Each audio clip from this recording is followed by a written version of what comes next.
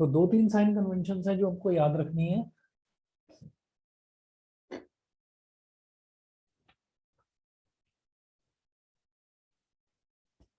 इसमें लिखेंगे heat absorbed by a system is positive,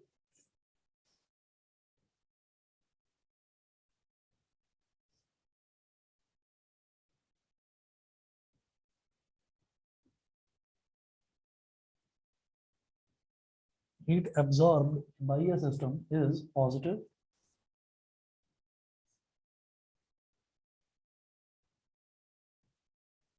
underline कर लो इसको, फुल स्टॉप। फिर लिखेंगे heat given out by a system is negative,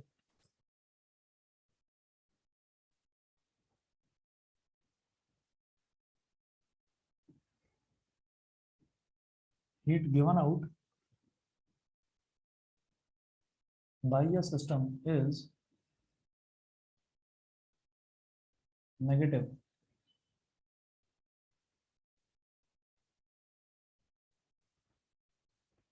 second note करें, work done by a system is positive,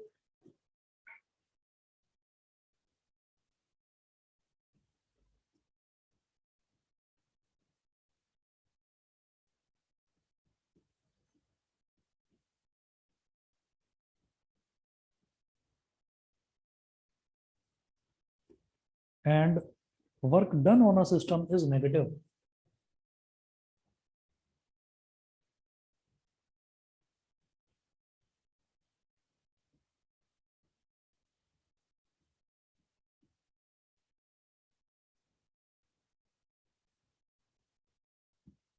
work done on a system is negative. Third, the increase in internal energy of a system is positive,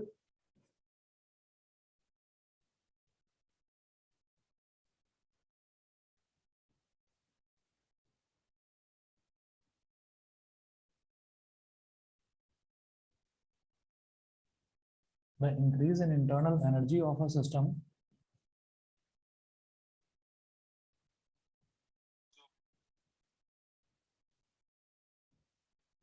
is positive, underline, the decrease in internal energy of a system is negative, the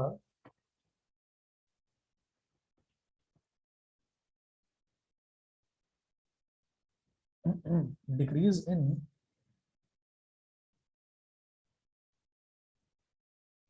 internal energy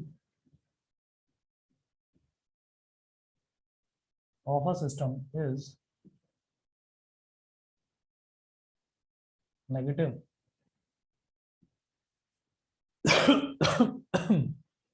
तो तीन चीजें हैं, एक तो heat हो गया, एक internal energy हो गया और एक हो गया वर्क डन। तो इसमें क्या है कि हीट एब्जॉर्ब्ड बाय ए सिस्टम, कोई भी सिस्टम अगर हीट एब्जॉर्ब करता है तो हम ये कहते हैं कि जो वो हीट एब्जॉर्ब करता है उसको पॉजिटिव हीट माना जाता है। ठीक है, कि मतलब अगर हीट एब्जॉर्ब कर रहा है कोई सिस्टम, तो इसका मतलब जो उसकी हीट है ना, जिसको हम क्यू से रिप्रेजेंट कर रहे हैं, उसकी वैल्यू को हमें प्लस लेना है, पॉजिटिव लेना है। अच्छा, और अगर हीट खत्म हो रही है, किसी भी सिस्टम में से हीट रिड्यूस हो रही है, ठीक है, तो उसको हम नेगेटिव मानकर चलेंगे। तो heat absorbed by a system is positive and heat given out by a system is negative. इसी तरह से अगर कोई सिस्टम वर्क करता है, work done by a system, तो उसको वर्क डन को माना जाएगा पॉजिटिव, और अगर किसी सिस्टम के ऊपर वर्क होता है तो उसको माना जाएगा कि वो नेगेटिव है। फॉर एग्जाम्पल, अगर मान लीजिए कि कोई एक कंटेनर है, उसके अंदर गैस भरी हुई है और हमने किसी पिस्टन से उसको कंटेनर को दबाया, तो जो कंटेनर के अंदर गैस है वो पूरा का पूरा एक सिस्टम हो गया और मैं उस सिस्टम के ऊपर वर्क कर रहा हूँ, तो work done on a system वो क्या हो जाएगा, वो हो जाएगा negative. Work done on a system वो हो जाएगा नेगेटिव। और अगर सोचिएगा कि पिस्टन को हमने लूज छोड़ दिया और गैस एक्सपैंड होने लगी, तो वो जो गैस है वो एक्सपैंड करके उस पिस्टन को ऊपर पुश कर देती है, तो इसका मतलब क्या है कि अब सिस्टम वर्क कर रहा है, तो work done by a system is positive. दोबारा, हीट जो एब्जॉर्ब कर लेता है सिस्टम, तो उस हीट को हम बोलते हैं पॉजिटिव हीट, और जो हीट गिव करता है सिस्टम, जो हीट मतलब रेडिएट कर देता है कोई सिस्टम, तो उसको हम बोलते हैं नेगेटिव। इसी तरह से अगर कोई सिस्टम वर्क करता है, work done by a system is positive and work done on a system is negative. उसके बाद इंटरनल एनर्जी, अगर किसी सिस्टम की इंटरनल एनर्जी बढ़ती है तो वो पॉजिटिव है, और अगर इंटरनल एनर्जी कम होती है, डिक्रीज होती है, तो वो नेगेटिव है। तो increase in internal energy of a system is positive, decrease in internal energy of a system is negative. तो कन्वेंशंस का मतलब ये है कि ऐसे रूल्स हैं, मतलब ये रूल्स हम लेकर चलते हैं थर्मोडायनेमिक्स में। ये करने के बाद में नेक्स्ट आपका टॉपिक है, ये साइन कन्वेंशंस आपको ध्यान रखनी है, हमें आगे के कुछ डेरिवेशंस में इनकी जरूरत पड़ेगी।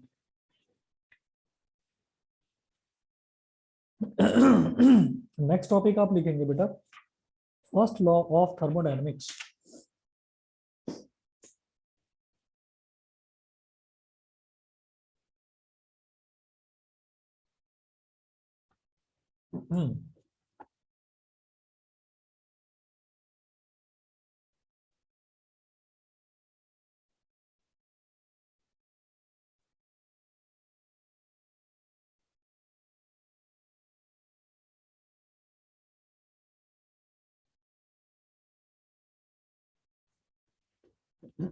फर्स्ट लॉ ऑफ थर्मोडायनेमिक्स, इसमें लिखें according to the first law of thermodynamics,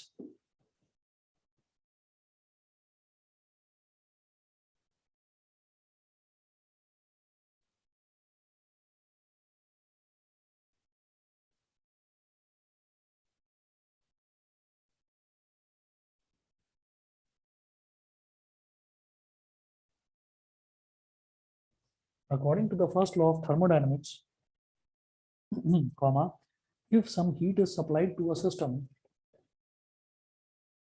if some heat is supplied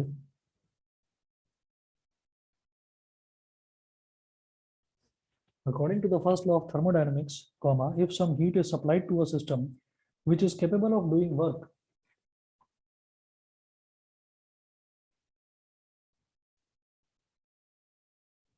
which is capable of doing work, which is capable of doing work, comma, then the quantity of heat absorbed by the system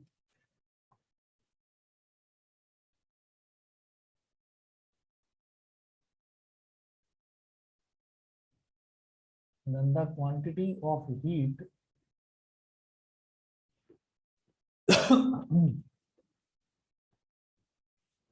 then the quantity of heat absorbed by the system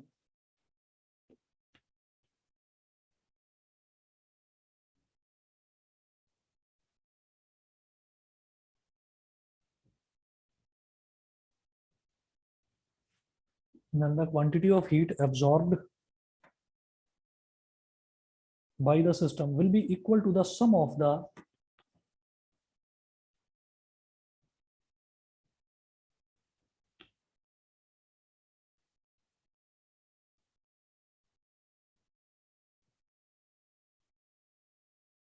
will be equal to the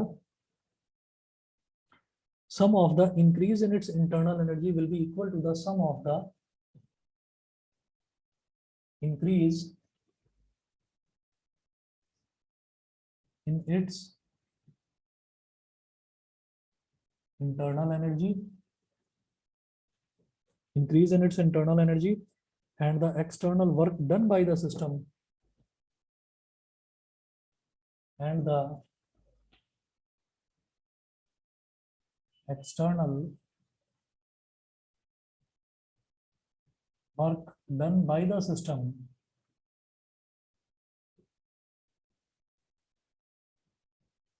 on the surroundings and the external work done by the system on the surroundings। देखिएगा यहाँ पर ये है कि हम ना ये जो दो तीन टर्म्स हैं, जैसे कि हीट हो गया, वर्क डन हो गया, और इंक्रीज या डिक्रीज इन इंटरनल एनर्जी मतलब चेंज इन इंटरनल एनर्जी, इनको हम कुछ मान लेते हैं यहाँ पर। तो यहाँ पर पहले अभी ये हो सकता है ये समझ में ना आया हो फर्स्ट लॉ ऑफ थर्मोडायनेमिक्स, अभी समझाता हूँ आपको। नोट करिएगा तीन terms, let delta Q, let delta Q is equal to heat supplied to the system. Heat supplied to the system by the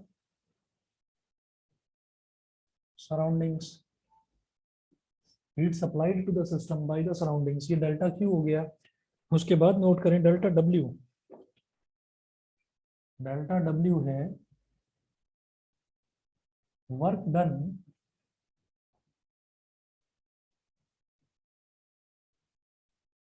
by the system on the surroundings.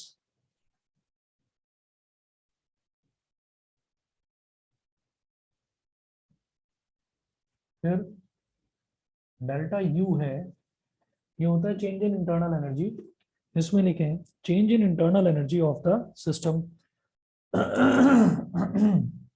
Change in internal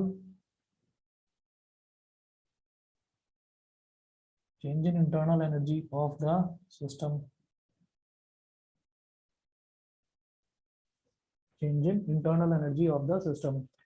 तो first law of thermodynamics क्या कहता है? If some heat is supplied to a system, कोई एक system है, अगर उसमें heat supply करी जाती है, यानी कि heat absorbed by the system, heat absorbed by the system, तो वो जो हीट एब्जॉर्ब्ड है वो क्या हो गई? वो पॉजिटिव हो गई. ठीक है. तो heat absorbed by the system का मतलब क्या है? Heat supplied to the system by the surroundings. मतलब जो हमने किसी सिस्टम को हीट सप्लाई करी, तो वो सिस्टम तो उस हीट को एब्जॉर्ब ही कर लेगा ना. तो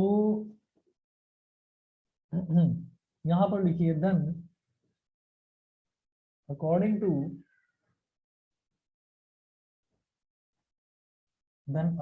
to first law of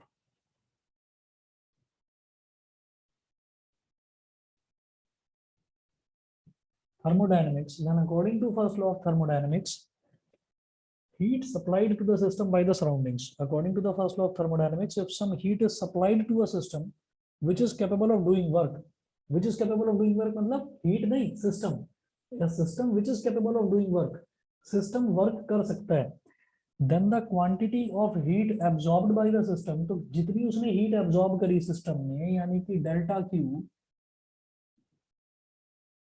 Q will be equal to the sum यानी कि addition will be equal to the sum of the increase in its internal energy. Increase in its internal energy क्या हो गया? Delta U plus and the external work done by the system on the surroundings. तो जो system work कर रहा है, तो work done by the system on the surroundings, तो ये हो गया डेल्टा W. तो change in internal energy plus work done by the system on the surroundings, इन दोनों का जो सम है वो हमेशा heat absorbed by the system के इक्वल होता है. ये है हमारा फर्स्ट लॉ ऑफ थर्मोडायनेमिक्स. और तीनों ही टर्म्स यहाँ पर पॉजिटिव लिए हमने, क्योंकि heat is absorbed by the system, heat is absorbed by the system, तो ये भी positive. Work is done by the system, तो ये भी आपका positive. And internal energy of a system is increasing, जो इंक्रीज हो रही है, तो इंक्रीज हो रही है, तो वो भी पॉजिटिव. तीनों टर्म्स पॉजिटिव है. तो इन तीनों का ये यूज होता है यहाँ पर, हीट का, इंटरनल एनर्जी का और वर्क डन का, फर्स्ट लॉ ऑफ थर्मोडायनेमिक्स में. बताइए क्लियर है? Yes sir. क्लियर है? Yes. Navya, Rakhi, Vedant, Lakshya, Yes, sir. Clear है? Yes Shivang, sir. Abhinav, yes sir clear. ठीक है. अब इसी में थोड़ा सा चेंजेस करते हैं आगे. एक डायग्राम बनाएंगे.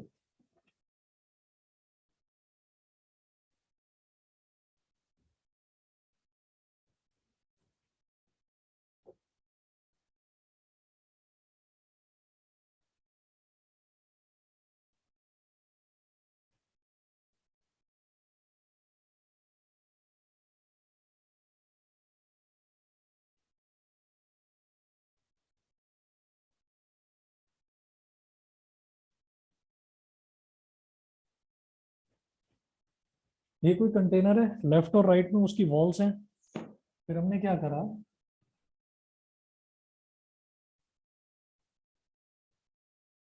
यहाँ पर एक पिस्टन है,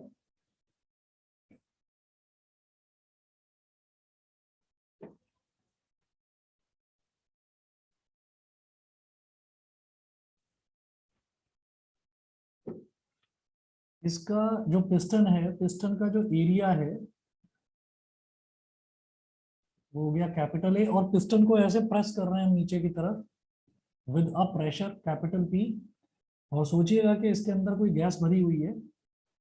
तो एक इंस्टेंट के बाद फिर ये पिस्टन जो है वो प्रेस होकर यहाँ आ जाता है नीचे ऐसे।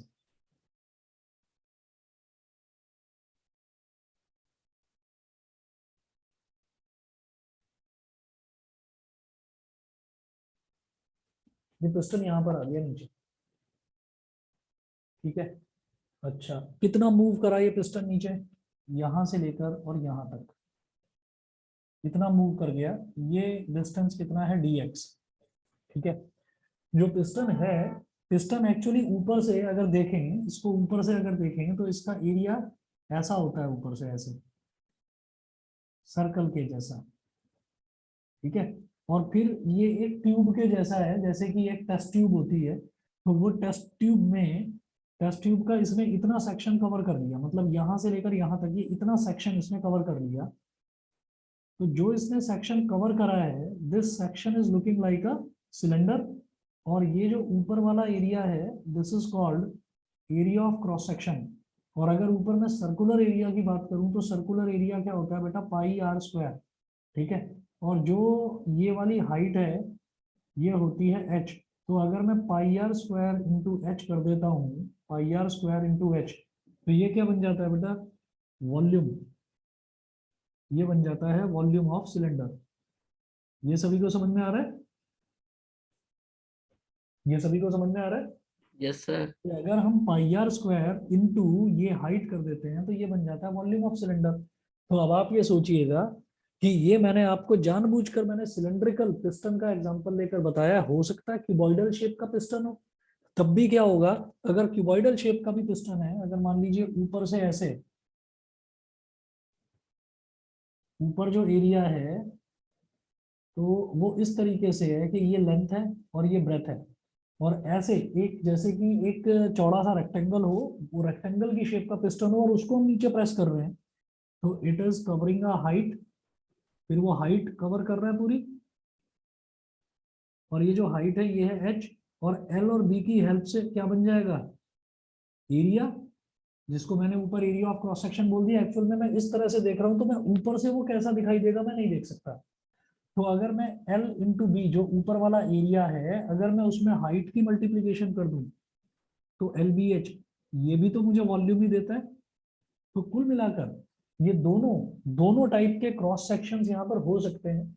हो सकता है कि जो हमारा पिस्टन है, हो सकता है वो क्यूबॉइडल शेप का हो। सोचिएगा कि एक कैनिस्टर है जिसके अंदर ऑयल भरा रहता है, और उस कैनिस्टर को मैं ऊपर से ऐसे दबा रहा हूँ, तो वो जो कैनिस्टर होता है, कैनिस्टर की शेप कैसी होती है, उसकी शेप क्यूबॉइडल ही तो होती है। दूसरा हमने बोला कि एक सिलेंडर है, तो सिलेंडर की तो ऐसी शेप होती ही है। तो आप ये देख लीजिए कि कंटेनर कैसा भी हो सकता है, क्यूबॉइडल शेप का भी हो सकता है, सिलेंड्रिकल शेप का भी हो सकता है। दोनों ही केसेस में अगर एरिया ऑफ क्रॉस सेक्शन को हाइट से मल्टीप्लाई कर दें तो it will give me the volume. मेरी बात सबको समझ में आ गई कि नहीं, जो मैं समझाना चाह रहा हूँ। Yes sir. ठीक है, तो यहाँ पर इसीलिए ये एरिया ऑफ क्रॉस सेक्शन दे रखा है और इसीलिए ये हाइट दे रखी है dx। ठीक, तो अब जरा इस चीज पर आप ध्यान दीजिएगा कि फर्स्ट लॉ ऑफ थर्मोडायनेमिक्स का जो ये फॉर्मूला है, delta Q is equal to delta U plus delta W, इसमें मामूली सा चेंज हो जाएगा। देखिएगा क्या,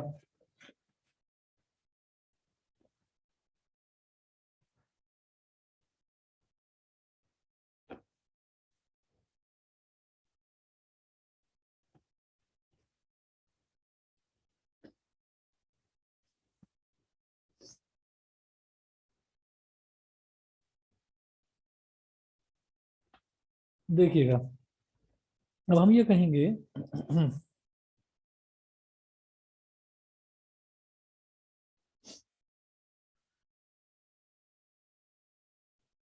the work done, suppose the system is a gas contained in a cylinder, यहाँ पर लिखिएगा suppose the system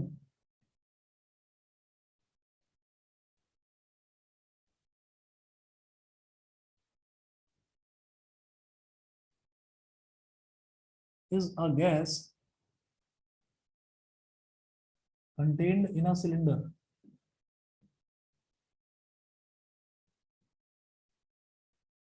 In a cylinder.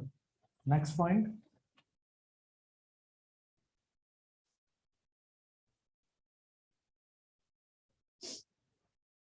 The work done by the system against a constant pressure P is the work done by the system against a constant pressure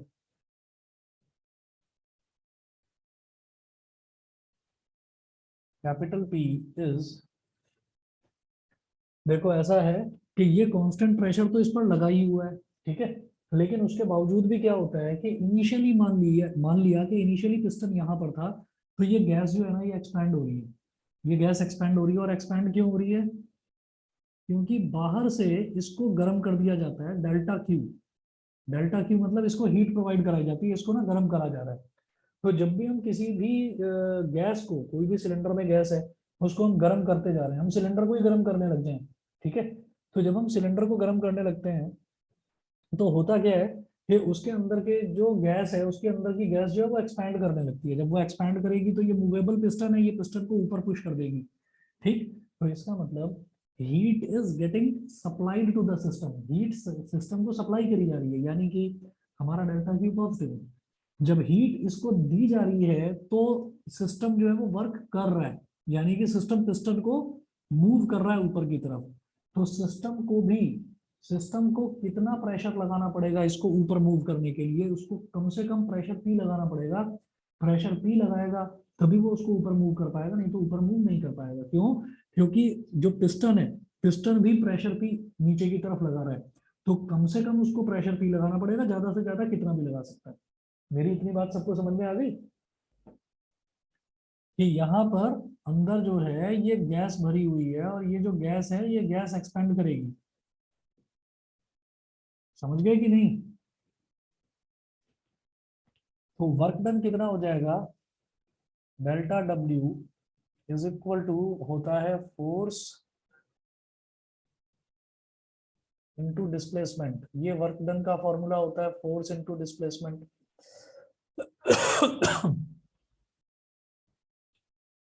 अब force को हम क्या बोल सकते हैं? प्रेशर इनटू एरिया, और displacement कितना है? dx। ये तो मेरी बात समझ में आ गई होगी ना सबको? भाई प्रेशर इज इक्वल टू क्या होता है? Yes, sir. Force upon area. तो फोर्स कितना हो जाएगा बेटा? Pressure into area. क्लियर है कि नहीं? समझ रहे हैं? Yes, sir. ठीक है, चलिए, तो ये प्रेशर इनटू एरिया हो गया। अब क्या करिए? Delta W is equal to ये जो a इंटू डी एक्स है, ये क्या हो जाएगा? ये हो जाएगा चेंज इन वॉल्यूम। लिखिएगा, since delta v is equal to a into D x. ठीक है भाई, वॉल्यूम क्या है? Volume area of cross section into height ही तो है, और ये हाइट है dx और ये एरिया ऑफ क्रॉस सेक्शन है। तो इसकी जगह हमने, क्योंकि छोटा सा जो डिस्प्लेसमेंट है वो छोटा सा dx है, तो हमने वॉल्यूम भी कहा कि छोटी सी ही वॉल्यूम होगी, और उस छोटी वॉल्यूम को हमने बोल दिया डेल्टा v। तो यहां से हमारा डेल्टा w की वैल्यू आ गई p delta v। Therefore first law of thermodynamics,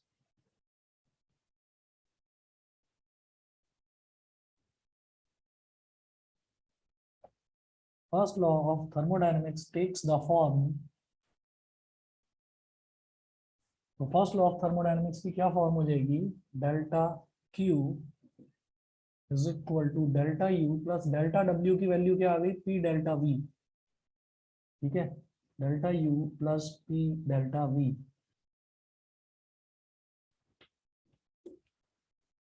ठीक है, इसके बाद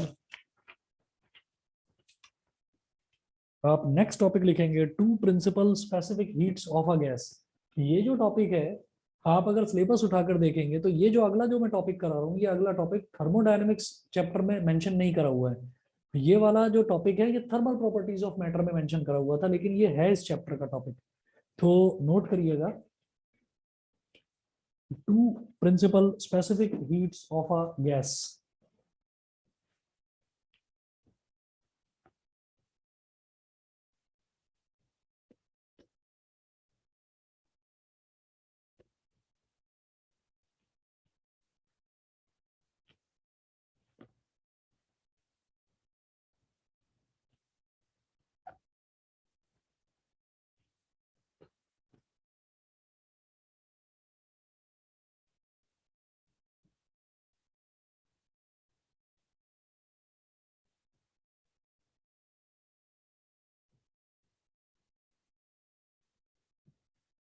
Two principal specific heats of a gas.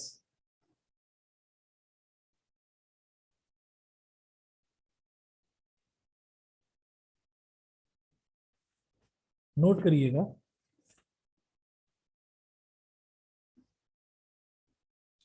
molar specific heat at constant volume,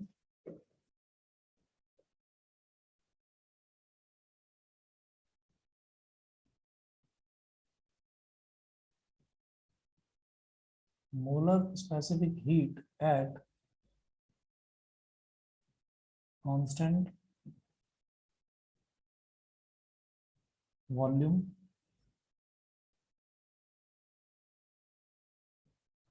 note करिएगा डेफिनेशन इसकी, it is defined as the amount of heat required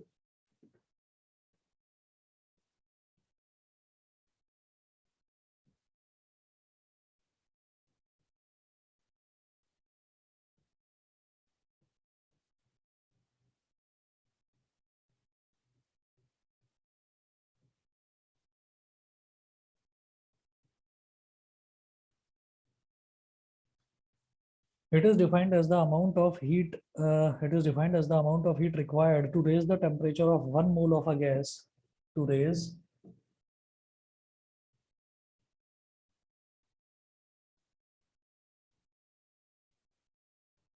the temperature of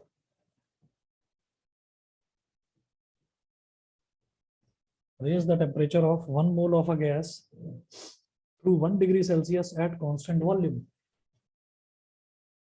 Through 1 degree Celsius at constant volume.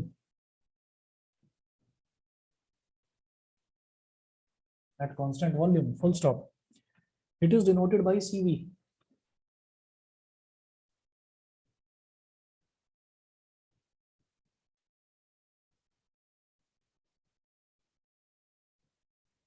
It is denoted by capital C और subscript में आप capital V लिख देंगे, C we.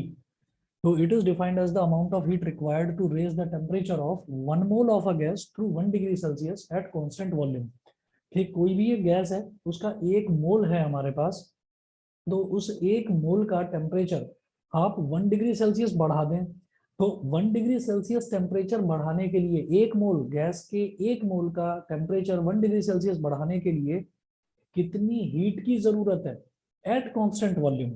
ठीक है, उसको हम बोलते हैं molar specific heat at constant volume. मतलब हमें हीट कुछ इस तरह से उसको प्रोवाइड करानी है सिस्टम को कि उस सिस्टम की वॉल्यूम इंक्रीज ना होने पाए. मतलब वो गैस जो है वो एक्सपैंड ना होने पाए, उसका वॉल्यूम कांस्टेंट रहे, फिक्स रहे.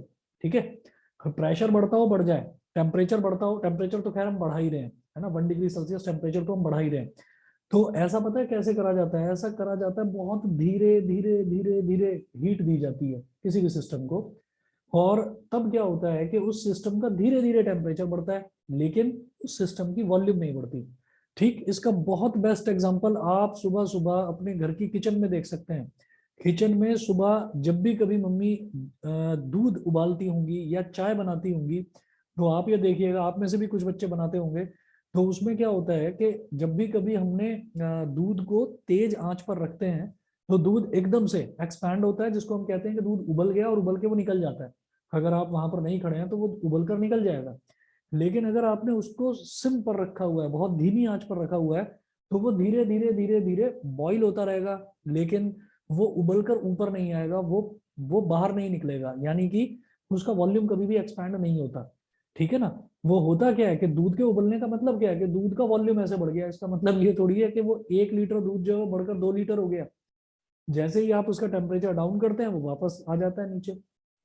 ठीक है, तो कुल मिलाकर है क्या कि गैस के केस में भी वही चीज है कि अगर आप बिल्कुल धीरे धीरे धीरे धीरे टेम्परेचर बढ़ाएंगे तो प्रेशर रिड्यूस होगा, टेम्परेचर बढ़ेगा, लेकिन वॉल्यूम कांस्टेंट रहेगा। तो उस 1 डिग्री सेल्सियस टेम्परेचर बढ़ाने के लिए आपको जितनी हीट की जरूरत होती है, that heat is called, and keeping the volume constant, that heat is called molar specific heat at constant volume. इसको सीवी बोल देते हैं। सभी को समझ में आ गया इतना? Yes, sir. ठीक है, हाँ जी, कुछ पूछ रहे हैं? नहीं, चलिए अगला नोट करेंगे, मोलर स्पेसिफिक हीट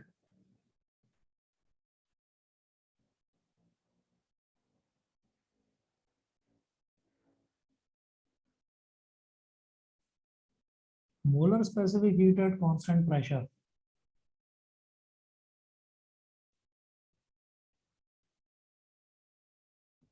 इसको सीवी बोल देते हैं, तो उसको बोलते हैं सीपी। यहाँ पर आपको क्या करना है कि प्रेशर को कांस्टेंट रखना है। तो नोट करिएगा, it is defined as the amount of heat required to raise the temperature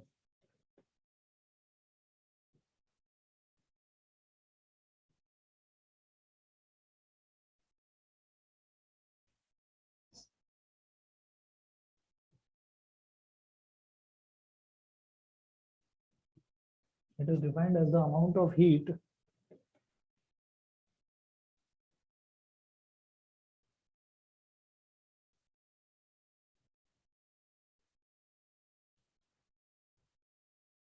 required to raise the temperature of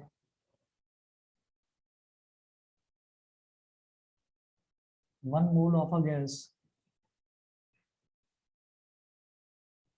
to 1 degree Celsius at constant pressure.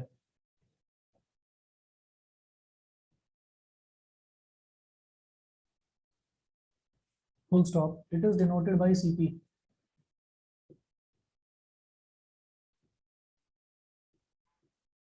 It is denoted by Cp. ठीक है, तो यहाँ पर हम क्या करते हैं कि कुछ ऐसा अरेंजमेंट कि प्रेशर सेम रहे, ठीक, वॉल्यूम बढ़ता हो बढ़ जाए, टेम्परेचर तो हम बढ़ा ही रहे हैं।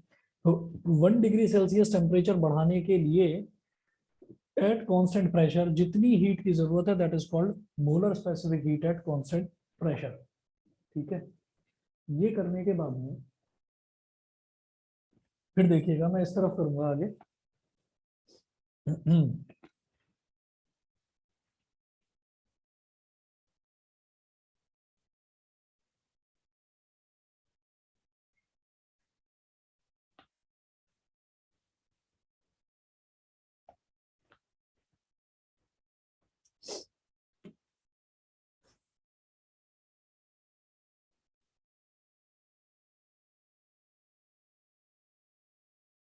नेक्स्ट नोट करें, specific heat relation Mayer's formula. Specific heat relation,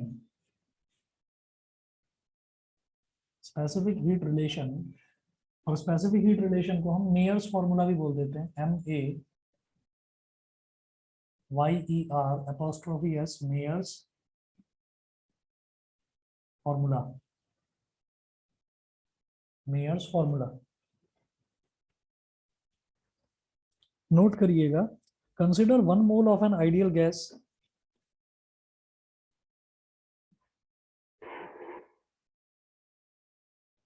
consider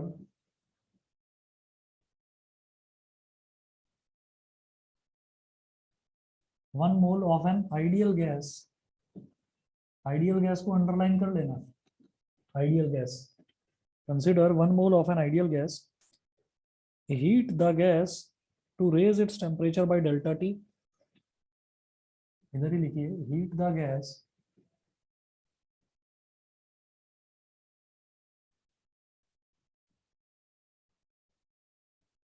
to raise its temperature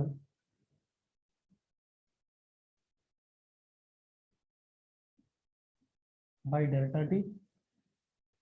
Then according to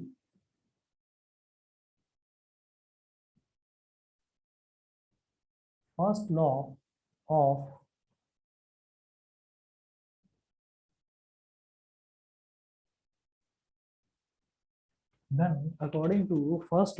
thermodynamics, delta Q is equal to, ये वाला रिलेशन लिखेंगे, delta Q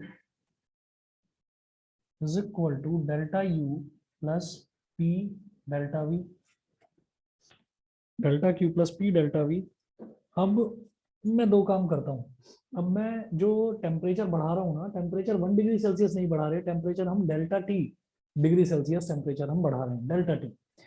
तो उसको दो तरीके से बढ़ाएंगे. एक बार क्या करेंगे, कांस्टेंट वॉल्यूम पर टेम्परेचर बढ़ाएंगे, एक बार कांस्टेंट प्रेशर पर टेम्परेचर बढ़ाएंगे, और देखते हैं दोनों में क्या क्या अंतर आता है.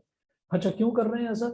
कांस्टेंट वॉल्यूम पर टेम्परेचर जब हम बढ़ाएंगे तो मोलर स्पेसिफिक हीट को हम बोलेंगे सीवी. जब कांस्टेंट प्रेशर पर बढ़ाएंगे तो मोलर स्पेसिफिक हीट को हम बोलेंगे CP.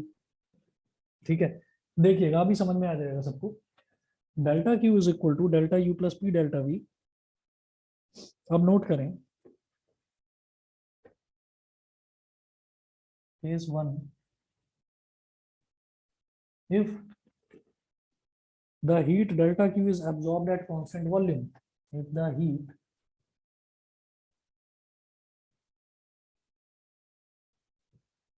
delta Q is absorbed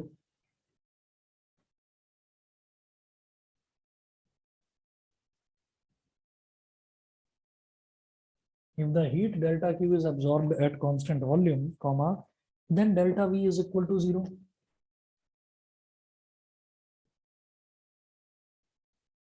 Then delta V is equal to 0, and we have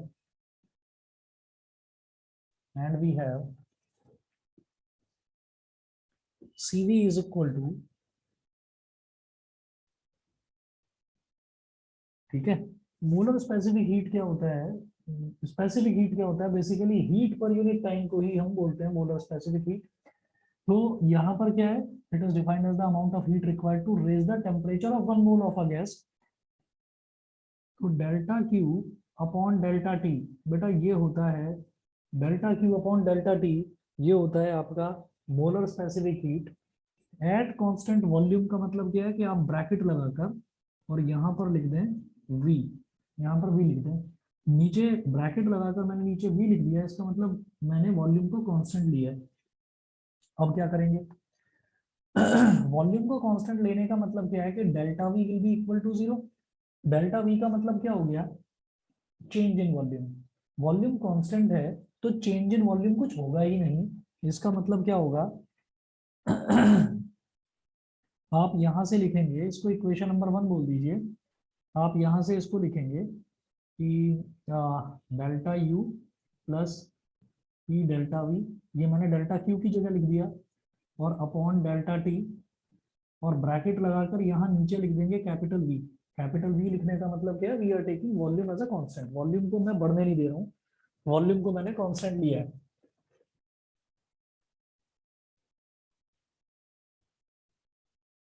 अब क्योंकि वॉल्यूम कांस्टेंट है तो हम पहले ही मेंशन कर चुके हैं कि delta V is equal to 0. तो डेल्टा वी 0, तो ये पूरा का पूरा टर्म 0 हो जाएगा. तो CV will be equal to delta U upon delta T, और नीचे लिख दीजिए कैपिटल V. उसके बाद मैं इसको ऐसा कह सकता हूं, और CV is equal to delta U upon delta T. Simply इतना ही, नीचे वाला V हटा दीजिए और यहाँ लिख दो कि we have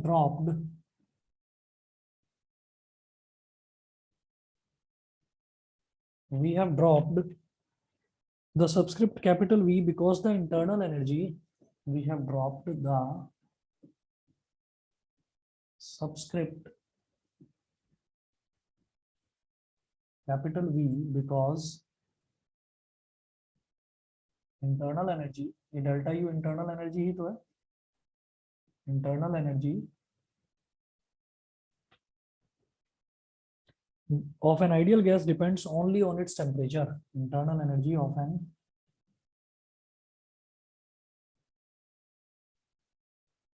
ideal gas depends only on its temperature.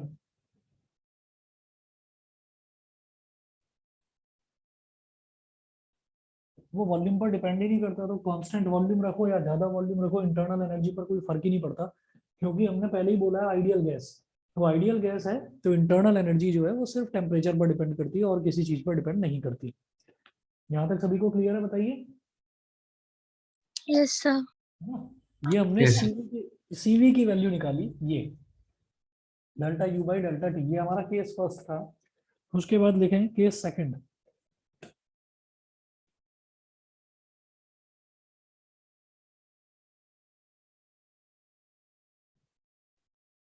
If now the heat delta Q is absorbed at constant pressure,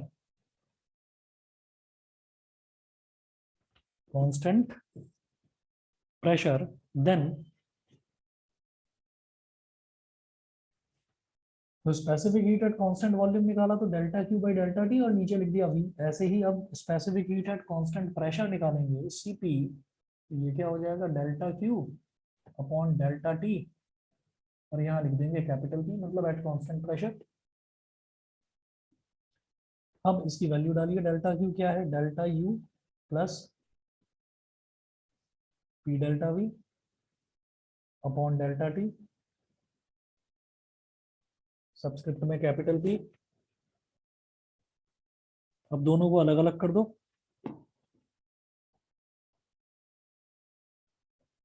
Cp is equal to delta U upon delta T at constant pressure plus P delta V upon delta T at constant pressure।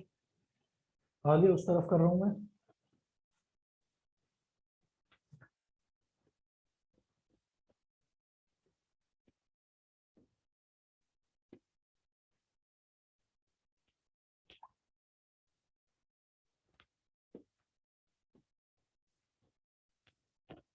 तो देखिएगा Cp is equal to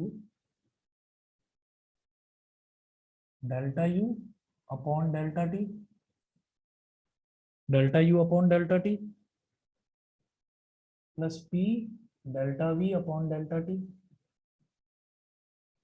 into P, वो sorry subscript में P, तो यहाँ पर लिख देना again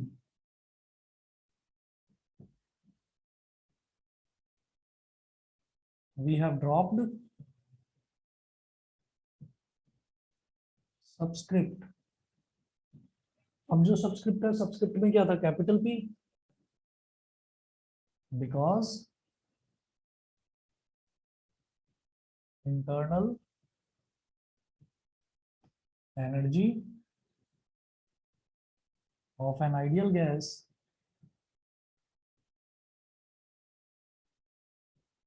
depends only on its temperature, तो प्रेशर पर भी डिपेंड नहीं करता। ये हमारा सीपी हो गया,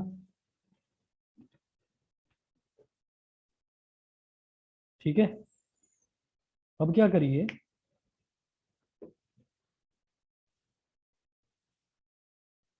सब्ट्रैक्ट सीवी फ्रॉम सीपी, तो CP minus CV is equal to क्या हो जाएगा, delta U upon delta T plus P delta V upon delta T, subscript में P, minus delta U upon delta T. CV की value तो सिर्फ यही थी, delta U upon delta T, तो minus delta U upon delta T से plus delta U upon delta T cancel out हो गया, तो सी P minus C V is equal to हो गया P delta V upon delta T, subscript में P. एक चीज तो ये आ गई। इसके बाद आप लिखेंगे but for 1 mole of an ideal gas, एक ना आइडियल गैस इक्वेशन होती है, but for 1 mole of an ideal gas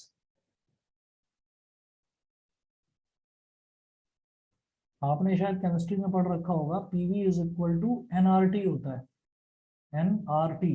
यहाँ पर एन लेने की जरूरत नहीं है क्योंकि 1 मोल है तो एन की वैल्यू 1 हो गई, तो PV is equal to RT होता है। इसको आइडियल गैस इक्वेशन बोलते हैं, PV is equal to RT. अगर केमिस्ट्री में नहीं भी पढ़ा है तो जो इससे अगला चैप्टर है ना, काइनेटिक थ्योरी ऑफ गैसेस, उसमें ये आइडियल गैस इक्वेशन हम पढ़ेंगे। असल में ये जो 3 चैप्टर हैं, thermal properties of matter, thermodynamics और काइनेटिक थ्योरी ऑफ गैसेस, तीनों के तीनों जो है ना इंटरलिंक्ड है। तो कुछ चीजें ऐसी हैं जो हम मतलब अगले चैप्टर में देखेंगे, जैसे ये वाला टॉपिक भी है तो ये भी फर्स्ट चैप्टर वाला है। खैर, PV is equal to RT होता है, फिलहाल के लिए बस इसको ध्यान रखिए, 1 mole of an ideal gas. यहां पर हम ये कहेंगे कि differentiating both sides with respect to T, differentiating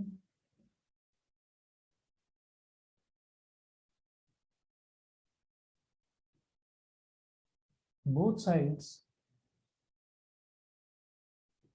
with respect to T, और ब्रैकेट में लिख लेना बेटा एट कांस्टेंट प्रेशर, मतलब प्रेशर को कांस्टेंट मानते हुए।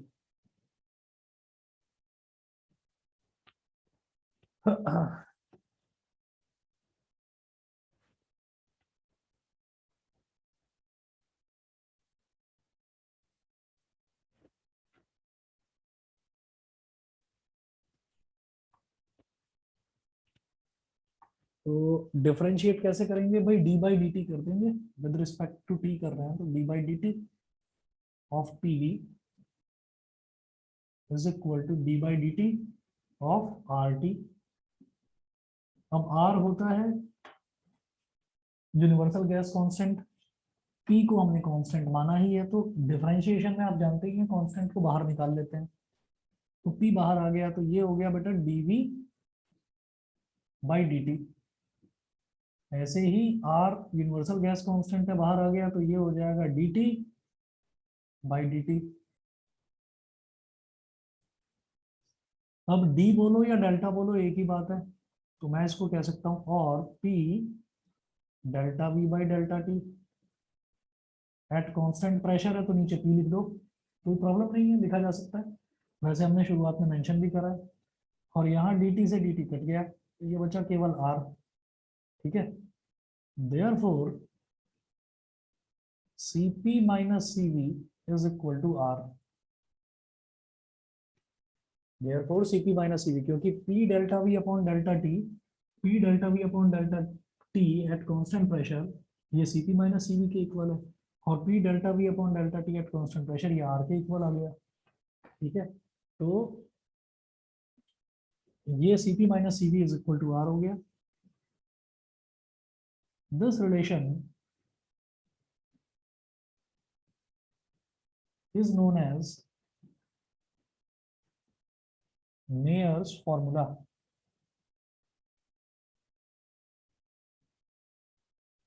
This relation is known as Mayer's formula। बताइए जी, क्लियर है? Yes sir.